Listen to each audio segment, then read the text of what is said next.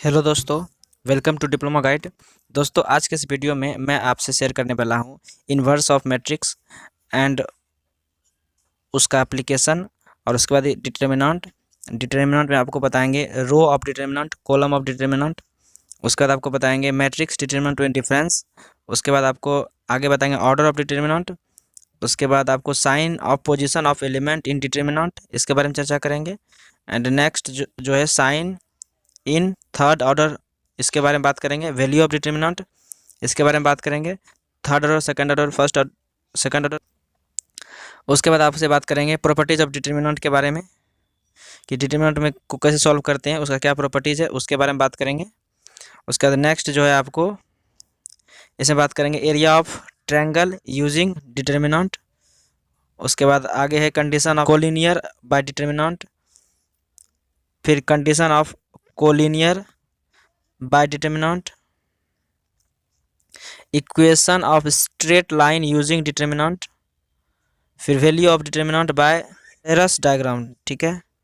Minor cofactor of element, इसके बारे में बात करेंगे, ठीक है। तो चलिए इस वीडियो को शुरू करते हैं और देखते हैं कि इसमें जो है इन्वर्स ऑफ मैट्रिक्स क्या है। देखिए यहाँ पर जो आपको दिख रहा होगा ये इन्वर्स मैट्रिक्स, इसमें लिखा हुआ है let A is equal to A I J N by N be a square matrix and B बराबर B I J N by N be another square matrix that is A B is equal to I N is equal to B A. Condition है ये, ठीक है। तो यहाँ पर जो है दो मैट्रिक्स है, स्क्वायर मैट्रिक्स है। तो लिखा गया है कि B is known as inverse of A और A is known as inverse of B। It is denoted by A inverse is equal to B और B inverse is equal to A। और याद रखिएगा एक चीज़ बढ़िया से इस वाले पॉइंट को कि स्क्वायर मैट्रिक्स का ही इन्वर्स निकलेगा। जब भी इन्वर्स निकालेंगे मैट्रिक्स का तो वो स्क्वायर मैट्रिक्स रहेगा तो ही निकलेगा इन्वर्स, अदरवाइज नहीं निकलेगा। अब इन्वर्स मैट्रिक्स निकालने के लिए जो एलिमेंट्री ऑपरेशन है उसका यूज़ करते हैं, ठीक है। तो सबसे पहले कुछ स्टेप है जिसको कि इन्वर्स मैट्रिक्स के लिए हम यूज़ करते हैं। फर्स्ट स्टेप ये है कि आप एक स्क्वायर मैट्रिक्स लीजिए। सेकंड स्टेप ये है उसको आप यूनिट मैट्रिक्स से गुना कीजिए। आई बराबर, और यूनिट मैट्रिक्स से गुना करने के बाद ए ही आएगा, ये बात पता है आपको। तो ए बराबर आई ए लिख देंगे where I is unit matrix. Step third ये होगा कि आप इस ए को फिक्स कर लीजिए, ये जो ए मैट्रिक्स इसको फिक्स कर लीजिए। फिर स्टेप फोर ये है कि applying elementary operation on both side until A converted into I. वो तब तक ये लगाते रहेंगे जब तक कि वो ए जो है आई के फॉर्म में नहीं आ जाएगा, तब तक हम इसको एलिमेंट्री ऑपरेशन लगाते रहेंगे। आगे लिखा गया स्टेप 5 में कि आई बराबर बी ए, फिर अब की बार यहाँ पर ए को फिक्स कर लेना है, then A inverse equal to B हो जाएगा, ठीक है। इसका अगर नॉमरिकल बताएंगे आपको, ठीक है, तो और अच्छा समझ में आएगा। फिलहाल अभी आप देख लीजिए नोट में ये है कि जो भी एलिमेंट्री ऑपरेशन होगा फॉर इन्वर्स मैट्रिक्स के लिए वो उसमें से केवल और केवल रो मैट्रिक्स और कॉलम मैट्रिक्स का यूज़ करेंगे। नोट में एक और पॉइंट लिखा गया है कि इफ़ वन कंप्लीट और column of matrix is zero और row of matrix is zero during elementary operation then the inverse of given matrix does not exist. मतलब ये बोल रहा है कि अगर ये मैट्रिक्स है, अगर उसका रो कोई भी एक हो, जीरो हो गया सारा एलिमेंट उसका, तो इस मैट्रिक्स का इन्वर्स नहीं निकलेगा। या कोई कॉलम जीरो हो गया, जैसे ये कॉलम है ये जीरो हो गया, तो भी कोई भी उसका इन्वर्स नहीं निकलेगा उस मैट्रिक्स का। यहाँ हिंदी में भी लिखा गया है, आप देख लीजिए। यदि किसी मैट्रिक्स का एक रो या एक कॉलम पूर्णतः जीरो होता है और एलिमेंट्री ऑपरेशन के दौरान जीरो होता है तो उस मैट्रिक्स का इन्वर्स निकालना संभव नहीं हो सकता है। ये कहने का साफ साफ मतलब ये बता रहा है, जैसे मान लीजिए, समझिएगा थोड़ा सा, देखिए जैसे मान लेते हैं कि ये 1 2 3 4 5 6 ये मैट्रिक्स है।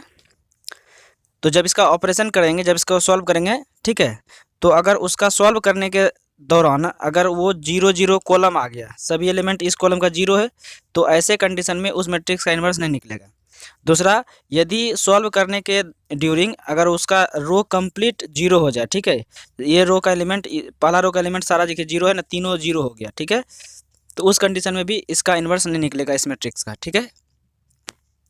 और आप और जो आगे है, आगे आ जाते हैं डिटर्मिनेंट के बारे में कि डिटर्मिनेंट किसको कहते हैं, इसका क्या डेफिनेशन है। क्योंकि मैट्रिक्स का थ्योरी पढ़ लिए, उसका नॉमेरिकल जो है ना डिटर्मिनेंट के थ्योरी के बाद कर लेंगे, ठीक है।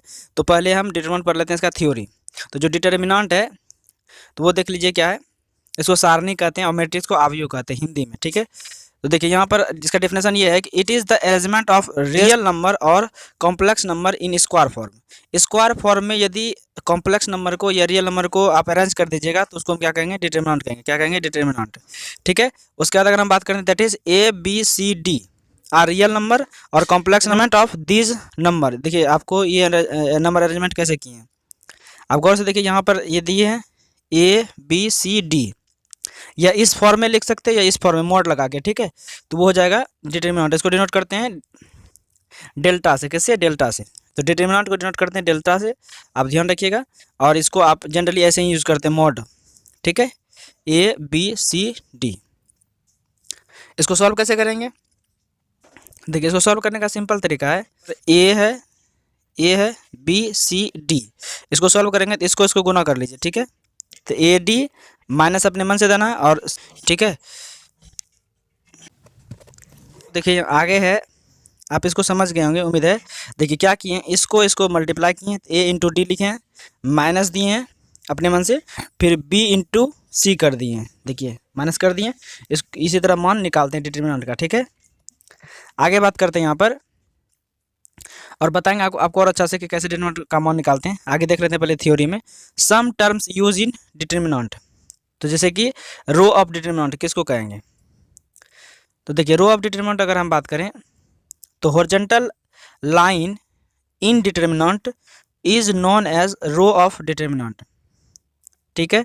तो जो डिटर्मिनेंट, ठीक है, A B C D E F G H I, ठीक है। अब ये देखिए ये जो हॉरिजॉन्टल लाइन है डिटर्मिनेंट का, ये इसको हम रो कहेंगे, और वर्टिकल लाइन को क्या कहेंगे, कॉलम कहेंगे। जैसे मैट्रिक्स में कहते थे उसी तरह डिटर्मिनेंट में भी कहते हैं, ठीक है। अब यहाँ देख लीजिए कॉलम किसको कहेंगे, कॉलम ऑफ डिटर्मिनेंट। तो vertical line in determinant is known as column of determinant, ठीक है। अब देखिए यहाँ पर ये देख रहे होंगे, ये जो आपका दिख रहा होगा, ये आपका डिटर्मिनेंट का साइन दिख रहा है, A1 B1 C1 है, A2 B2 C2 है, A3 B3 C3 है। इसमें देखिए पहला रो, दूसरा रो, तीसरा रो, तो 3 रो हो गया, पहला रो, दूसरा रो, तीसरा रो। 3 कॉलम भी है, ठीक है। अब गौर से देखिए 3 कॉलम है, देखिए पहला कॉलम, दूसरा कॉलम, तीसरा कॉलम, तो C1 C2 C3 ये कॉलम हो गया, R1 R2 R3 ये रो हो गया। 3 रो है, 3 कॉलम है, तो थर्ड ऑर्डर हम जिसको कहते हैं, ठीक है। अब देख लेते हैं जो सबसे इंपॉर्टेंट चीज़ है वो है मैट्रिक्स और डिटर्मिनेंट।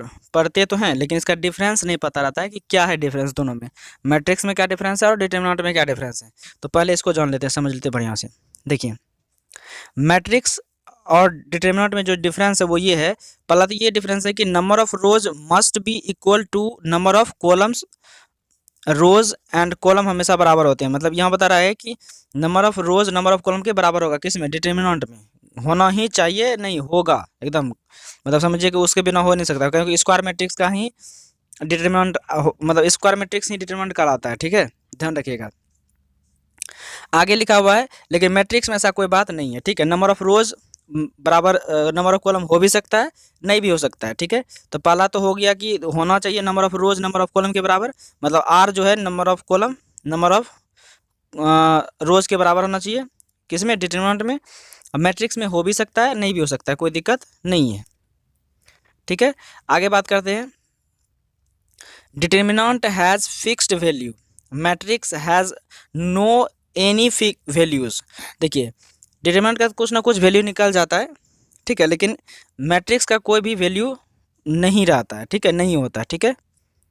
आगे है determinant never be converted into matrix form, all square matrices converted determinant form. मतलब ये कह रहा है कि जितने भी स्क्वायर मैट्रिक्स है उसको हम डिटर्मिनेंट में कन्वर्ट कर सकते हैं, लेकिन जो भी डिटर्मिनेंट होते हैं उसको हम मैट्रिक्स में कन्वर्ट नहीं कर सकते हैं, ठीक है। तो ये सबसे बड़ी इंपॉर्टेंट चीज़ है कि मैट्रिक्स डिटर्मिनेंट बन सकता है लेकिन डिटर्मिनेंट मैट्रिक्स नहीं बन सकता। आगे बात करते हैं ऑर्डर ऑफ डिटर्मिनेंट। अब कितने ऑर्डर का होगा उसके बारे में बात करेंगे। पहला बात कर ली डिटर्मिनेंट का परिभाषा, डिटर्मिनेंट कैसे निकालते हैं, और डिटर्मिनेंट और मैट्रिक्स में क्या डिफरेंस। पहले पढ़े थे इन्वर्स ऑफ मैट्रिक्स, ठीक है। अब पढ़ते हैं ऑर्डर ऑफ डिटर्मिनेंट। जैसे ऑर्डर ऑफ मैट्रिक्स पढ़े थे उसी तरह ऑर्डर ऑफ डिटर्मिनेंट भी पढ़ेंगे। तो order of determinant, number of rows must be equal to number of column. तो ये तो पता ही है, रो और कॉलम बराबर ही होगा। तो यहाँ पर केस 1 है, if number of rows is equal to number of column then determinant is first order. अगर नंबर ऑफ रोज एक ही है, नंबर ऑफ कॉलम भी एक ही है, तो उसको हम कहेंगे फर्स्ट ऑर्डर। जैसे एग्जांपल समझ लीजिए, जैसे इसको देखिए, ये ए है, सिर्फ ए ही है, तो इसको हम फर्स्ट ऑर्डर कहेंगे, फर्स्ट ऑर्डर डिटर्मिनेंट। ठीक है, फर्स्ट ऑर्डर डिटर्मिनेंट। सेकंड में देखिए, सेकंड केस क्या है, if number of rose, number of column 2 है, कितना है, नंबर ऑफ रो भी 2 है, नंबर ऑफ कॉलम भी 2 है, तो उसको हम कहेंगे, उस डिटर्मिनेंट को कहेंगे सेकंड ऑर्डर। क्या कहेंगे, सेकंड ऑर्डर। देखिए 2 रो है, 2 कॉलम है, 2 रो है, 2 कॉलम है, इसको हम कहेंगे सेकंड ऑर्डर। क्या कहेंगे, सेकंड ऑर्डर। और एक है case number third, third order. क्या है, थर्ड ऑर्डर। और जनरली जो बुक में है, एनसीईआरटी में या जो भी बुक आपका सिलेबस है पॉलिटेक्निक का, उसमें भी थर्ड ऑर्डर तक ही है। ठीक है, इसलिए ज़्यादा घबराना नहीं है। देखिए नंबर ऑफ रोज और नंबर ऑफ कॉलम कितना है, 3 है। तो जब number of rose number of column के बराबर होगा, ये साथ साथ कितना होगा, 3 होगा। नंबर ऑफ रोज भी 3, नंबर ऑफ कॉलम भी 3, तो उस डिटरमिनेंट को हम कहेंगे थर्ड ऑर्डर। क्या कहेंगे, थर्ड ऑर्डर। तो मतलब वो डिटरमिनेंट थर्ड ऑर्डर में होगा। जैसे इसको देखिए आप गौर से, इसको देखिए, यहाँ आपको दिख रहा होगा, ये डिटरमिनेंट का सिंबल है, ये मॉड जैसा सिंबल दिख रहा है आपको, A1 B1 C1, A2 B2 C2, A3 B3 C3। तो ये जो हॉरिजॉन्टल दिख रहा है आपको, ये जो लाइन हॉरिजॉन्टल ये वाला, ये सब क्या है, ये सब रो है। क्या है, रो है। तो ये R1 रो है, ये R2 रो है, ये R3 रो है। और ये जो C1 है, C2 है, C3 है, ये क्या है, कॉलम है। क्या है, कॉलम है। तो कितने कॉलम है, तो 3 कॉलम है वर्टिकल वाला और 3 रो है। ठीक है, तो 3 ये हो गया कॉलम, 3 हो गया रो। ठीक है, तो वर्टिकल वाला हो गया कॉलम और हॉरिजॉन्टल वाला हो गया रो। तो थर्ड ऑर्डर डिटर्मिनेंट हो गया। ठीक है, अब आगे बात करेंगे sign of position of element in determinant. अब डिटर्मिनेंट में जो एलिमेंट जहां पर है उसका क्या साइन है ना, उसका पोजीशन का साइन क्या है। तो देखिए यहाँ पर लिखा हुआ है कि let delta is equal to mod A, मतलब determinant of A I J of N order whose A I J is known as element of determinant and its position ith rows and jth column. ठीक है, अब यहाँ पर थोड़ा सा देख लेते हैं साइन इन सेकंड ऑर्डर, क्योंकि फर्स्ट ऑर्डर में तो वो तो अवश्य बात है कि ए ही है, तो वो तो प्लस ही होगा, या उसका तो नॉर्मल है कि फर्स्ट है तो फर्स्ट रो फर्स्ट कॉलम 1 1 2, तो ऐसे भी वो प्लस ही होगा। क्या होगा, और उसका पोजीशन प्लस ही होगा फर्स्ट ऑर्डर का। सेकंड ऑर्डर से देख लेते हैं, let delta is equal to A11 A12। अर्थ कि ये लिखने का जो तरीका वो बता दिया हम पहले वीडियो में मैट्रिक्स में कि कैसे लिखा जाता है। तो ये यहाँ पर देख लीजिए, एक बार फिर से बता देते हैं आपको। ये पहला जो एक है ये है रो को दिखाता है, और दूसरा जो दिखा रहा है ये कॉलम को दिखाता है। तो ये जो A11 है, देखो गौर से, ये पहला रो में है और पहले कॉलम में है, इसीलिए दिखा रहा है। ये 1 2 देखो, ये जो है ये कहाँ है, पहला रो में है लेकिन दूसरा कॉलम में, ये पहला कॉलम यही था, दूसरा कॉलम यहाँ। ठीक है, आपको दिख रहा होगा। ठीक है, यहाँ देखिए, ये C1 लिखा है तो मतलब पहला कॉलम हो गया, C2 लिखा है मतलब दूसरा कॉलम हो गया। तो ये 1 2 जो दिखा, ये जो 2 दिख रहा है ना, ये वाला है। ठीक है, और ये 1 वाला जो यहाँ R1 का है ना लिखा हुआ, ये लिखा हुआ है। ठीक है, अब जैसे कि 2 1 है, तो ये दूसरा, ऑब्वियस बात है, हम जानते हैं शुरू में क्या लिखते हैं रो लिखते हैं, बाद में क्या लिखते हैं, कॉलम। ये जो शुरू वाला 2 है ये लिखा है रो का, तो दूसरा रो में है, ये सही बात है, ये पहला में नहीं है, इसमें नहीं है, दूसरा में है।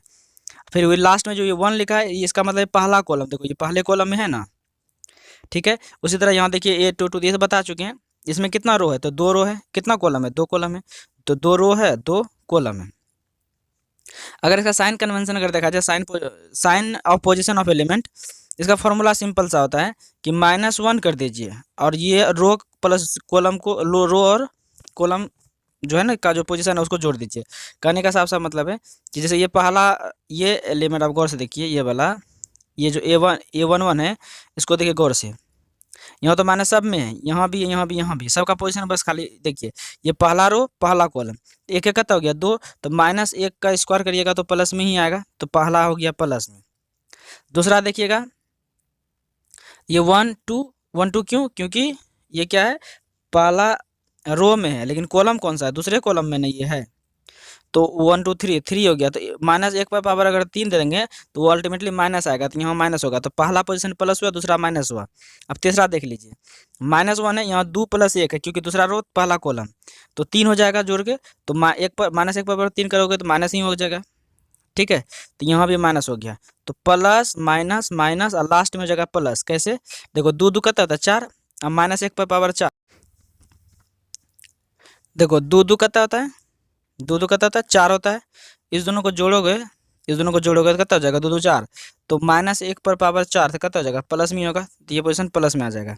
तो फाइनली देखो क्या हो गया पोजीशन एलिमेंट, ठीक है। यहाँ पर कुछ ये फॉर्मूला है, अगर पावर ऑड रहा तो -1 होगा, पावर इवन रहा तो 1 होगा, ठीक है।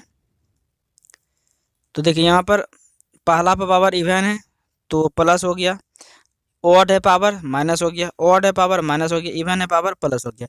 इवन रहेगा तो प्लस होगा, ऑड रहेगा तो माइनस होगा, ठीक है, ध्यान रखिएगा।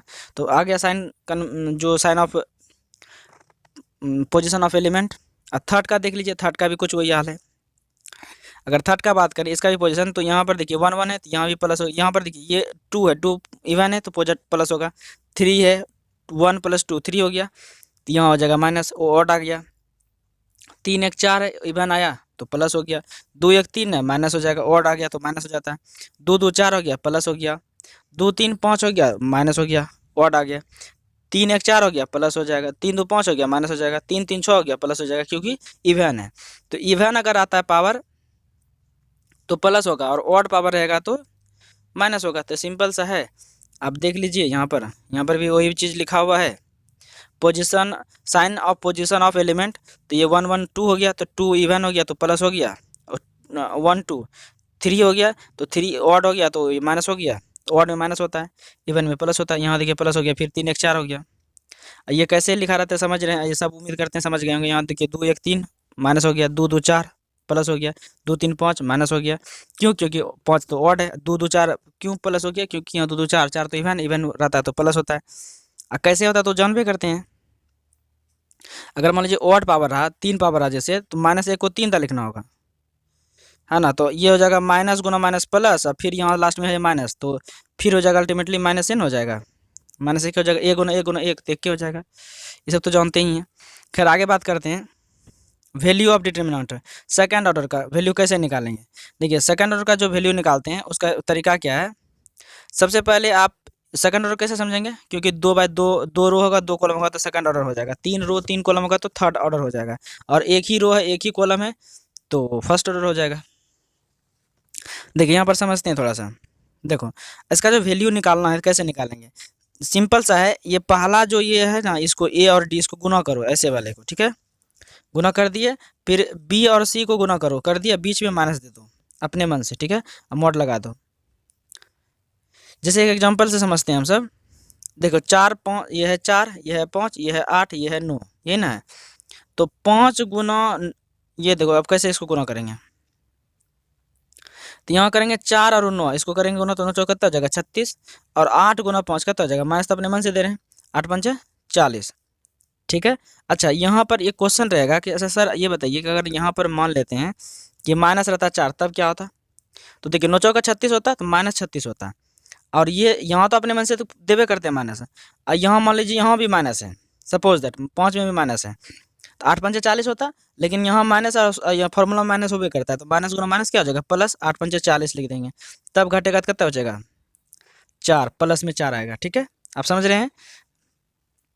फिलहाल यहाँ नहीं था माइनस, तो हम ये हो गया 9 चौका 36, 8 5 40, तो देखो 36 में से 40 घटाओगे तो वैसे बात है क्या हो जाएगा -4 बचेगा, क्या बचेगा -4।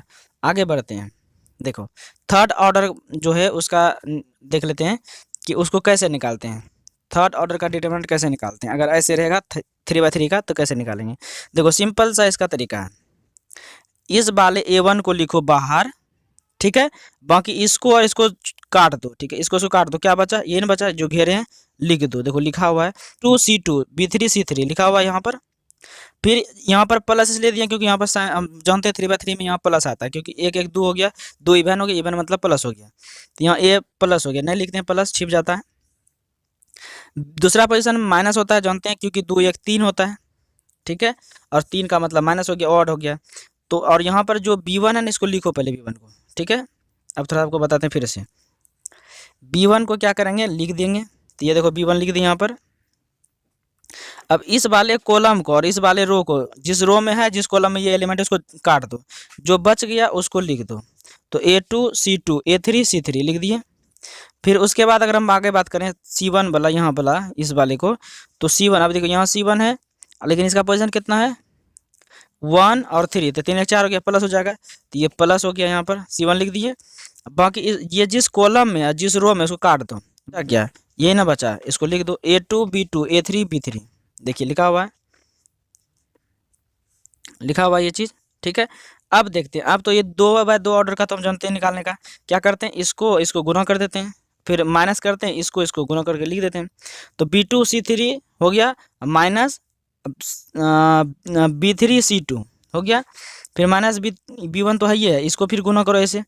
तो A2 C3, ठीक है, फिर C2 A3, ठीक है। आगे बढ़ जाओ, ये क्या है, आगे देखो ये तो C1 तो C1 है, ये है प्लस है, तो क्यों आया प्लस, क्योंकि यहाँ पर ये क्या था, इवन था, क्या था, इवन था, ठीक है। 3 1 4 हो गया था, 4 मतलब इवन हो गया। फिर यहाँ पर गुना करना, ऐसे करो गुना, ऐसे गुना करेंगे A2 और क्या आ जाएगा B3, फिर इधर B2 और ये B3, ठीक है। माइनस कर दिए यहाँ पर, क्योंकि माइनस करते हैं, पहला ऐसे गुना करते हैं लिख देते हैं, फिर माइनस देते हैं, फिर इधर को पहला गुना करके लिख देते हैं, ठीक है। तो ये हो गया। अच्छा, डिटर्मिनेंट को शो करते हैं मॉड लगा के, ए जैसे मॉड लगा दिए, या तो ऐसे लिख दो या तो डिटर्मिनेंट ऑफ ए लिख दो लैंग्वेज में, ठीक है। आप जानते हैं कि all square matrix converted into determinant form, तो जितने भी स्क्वायर मैट्रिक्स है उसको हम डिटर्मिनेंट फॉर्म में कन्वर्ट कर सकते हैं, ठीक है, क्योंकि डिटर्मिनेंट स्क्वायर मैट्रिक्स ही होता है, तो ऑब्वियस सी बात है स्क्वायर मैट्रिक्स को हम डिटर्मिनेंट में कन्वर्ट कर सकते हैं। मान लेते हैं कि ये n/n ऑर्डर का Aij मैट्रिक्स है, इसको हम डिटर्मिनेंट में कन्वर्ट कर सकते हैं। तो इसको ऐसे लिख देंगे मॉड, अब ये ब्रैकेट लिख लेते हैं ना, अब ब्रैकेट हटा के मॉड लगा देंगे। मॉड मतलब हो गया डिटर्मिनेंट, ब्रैकेट मतलब हो गया, बड़ी ब्रैकेट मतलब हो गया मैट्रिक्स Aij n ऑर्डर का, कितना ऑर्डर का, यहाँ पर n/n नहीं लिखेंगे, n ऑर्डर लिखेंगे, मतलब 2 ऑर्डर का, 3 ऑर्डर का, क्योंकि स्क्वायर मैट्रिक्स है, तो ऑब्वियस सी बात है वो यहाँ पर जो है ना, आपको ज़्यादा सोचने का जरूरी नहीं होगा, या तो 2 ऑर्डर का होगा, या 3 ऑर्डर का होगा, या 1 ऑर्डर का होगा, या 4 ऑर्डर का होगा, है ना। यहाँ n ऑर्डर चलेगा, ठीक है। यहाँ पर 2/2 नहीं बोलेंगे, मैट्रिक्स में बोलते थे, डिटरमिनेंट वैसे नहीं बोलेंगे। यहाँ बोलेंगे डिटरमिनेंट 3 ऑर्डर का है, 4 ऑर्डर का है, 2 ऑर्डर का है, 1 ऑर्डर का है, ठीक है। जैसे यहाँ पर देख लेते हैं, यहाँ पर a बराबर दिया है ABCD, ये आपका क्या है, ये आपका क्या है 2/2 है, क्या है 2/2 है। तो यहाँ पर अगर हम बात करें इसको सॉल्व करने का, तो आपको बताए दिए थे कि पहले ये वाला जो डायगोनल है, प्रिंसिपल डायगोनल का एलिमेंट को गुना करना है, तो AD गुना कर दिए, फिर माइनस देना अपने मन से, फिर B और जो बच गया सेकेंडरी डायगोनल, ठीक है, उसका एलिमेंट को गुना करना है। तो B और C बच गया, तो BC गुना कर दिए, माइनस दे दिए। इफ़ A बराबर Aij n/n B square matrix and lambda by any scalar, मान लीजिए ए स्क्वायर मैट्रिक्स है, उसके बाद लेमडा को स्केलर है, उसको गुना करना है, कैसे होगा देखो। ये अब उसको लेमडा ए लिखेंगे, इसका डिटरमिनेंट निकालेंगे, तो नियम है कि लेमडा पर पावर n हो जाएगा और ए हो जाएगा उसका डिटरमिनेंट, ठीक है। जैसे कि यहाँ पर एक क्वेश्चन दिया हुआ है, इसको समझिए, फेमस क्वेश्चन, ये ऑब्जेक्टिव पूछ चुका है बोर्ड में, ठीक है, आपका पॉलिटेक्निक एग्जाम में पूछ चुका है ऑब्जेक्टिव, और ये 12th में भी पूछ चुका है, ठीक है, ये ऑब्जेक्टिव फेमस है। देखिए इफ़ ए बराबर 2 है ना, 4 3 5, 2/2 ऑर्डर का है, ठीक है। अब इसको गुना करेंगे तो 5 गुना कितना हो जाएगा 10, 4 तिया 12 हो जाएगा। लेकिन हम यहाँ पर पहले हम जाते हैं, यहाँ पर देखो, यहाँ पर हम जानते हैं कि यहाँ पर क्या कर दिए, 3a का वैल्यू निकालना चाह रहे हैं, ठीक है। तो 3 पर पावर क्या हो जाएगा 2, क्योंकि 2/2 ऑर्डर का है, तो n का मान हो गया 2, और यहाँ डिटरमिनेंट ऑफ a, ठीक है। तो 3 का स्क्वायर कितना हो जाएगा 9, डिटरमिनेंट ऑफ a। अगर ऐसे लिखा है 3a नहीं लिखा है, 5a लिखा हुआ, सपोज करो कि ऐसे लिखा है 5a, ऐसे लिखा है डिटरमिनेंट ऑफ a, तो इसका जो फॉर्मूला हो जाएगा वो 5 पर पावर 2 हो जाएगा, क्योंकि 2/2 ऑर्डर का है, और ये डिटरमिनेंट हो जाएगा 25 हो जाएगा, क्या हो जाएगा 25 डिटरमिनेंट ऑफ ए, ठीक है। आगे बात करते हैं प्रॉपर्टीज़ का, कि प्रॉपर्टीज़ ऑफ डिटरमिनेंट क्या है, ठीक है, नेक्स्ट वीडियो में बात करेंगे, ठीक है। और ये इन्फॉर्मेशन कैसा लगा आप कमेंट करके बताइए, और ये जानकारी आप पढ़े थे तो आप ये भी कमेंट करके बताइए सर हम पढ़ लिए हैं, और नहीं पढ़े तो भी बताइए सर नहीं पढ़े, और क्वेश्चन अगर चाहिए इसका तो ये भी कमेंट करके बोलिए कि सर क्वेश्चन चाहिए, तो हम जानेंगे तो हम आपको बताएंगे, ठीक है। तो ये कैसा लगा वीडियो आप कमेंट करके बताइए, और अभी तक आप हमारे चैनल पर नए हैं और सब्सक्राइब नहीं किए हैं तो आप प्लीज़ आपसे रिक्वेस्ट है कि आप सब्सक्राइब कर लीजिए, क्योंकि इसी तरह का इन्फॉर्मेशन हम यहाँ पर देंगे, पढ़ाएंगे भी, और जो भी पॉलिटेक्निक संबंधित इन्फॉर्मेशन है वो सही जो इन्फॉर्मेशन है वो आपको देंगे। और बहुत सारी इन्फॉर्मेशन देख लीजिए अपने चैनल पर जाके, जो डिप्लोमा गाइड चैनल है इसके आप देख लीजिए, बहुत सारी इन्फॉर्मेशन दिए हैं, ठीक है। और यहाँ तक वीडियो देखने के लिए आपका बहुत बहुत धन्यवाद।